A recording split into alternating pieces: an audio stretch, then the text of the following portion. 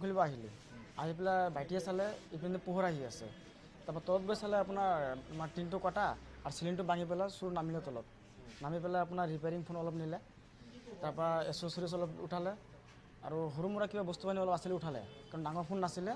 কিন্তু বিশেষকৈ আপোনাৰ দোকান অলপ ক্ষতি কৰি গ'ল মানে ভঙা চিঙা কৰিলে ৰিপেয়াৰিং ফোন নিলে আপোনাৰ আগপিনে ডেমো ফোনবিলাক নিলে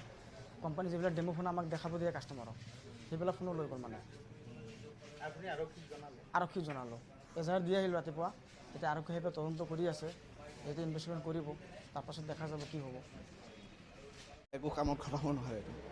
এইটো একো কামত নখটায় মানে ডেমো ফোন আৰু এইটো পেলাই থ'ব লাগিব ল'ৰা ছোৱালীয়ে খেলিব পাৰিব সেইটো বাকীটো একো কৰিব নোৱাৰে এইটো কোনটো কথা চুৰি হৈছে বুলি ৰাতিপুৱা আহি মই দোকান খোলোঁ সদায় 9টা বা 8:30টাৰ মাজতে খোলোঁ আৰু খোলাৰ পিছত লগে লগে দেখিলোঁ যে জাপ খোলাৰ লগে লগে দেখিলোঁ পোহৰ হৈ আছে মানে ভিতৰত সদায় দিনাতো খুলিয়ে থাকোঁ তো পোহৰ হোৱাৰ পিছত মই লগৰ ইয়াক মাতিছোঁ মতাৰ পিছত দেখালোঁ চাচোন কি হ'ল তাৰপিছত বছক ফোন কৰিলোঁ বছক ফোন কৰাৰ পিছত বছ আহিলে থানাত ক'লে তেনেকৈ হৈ গ'ল ইমানেই কথা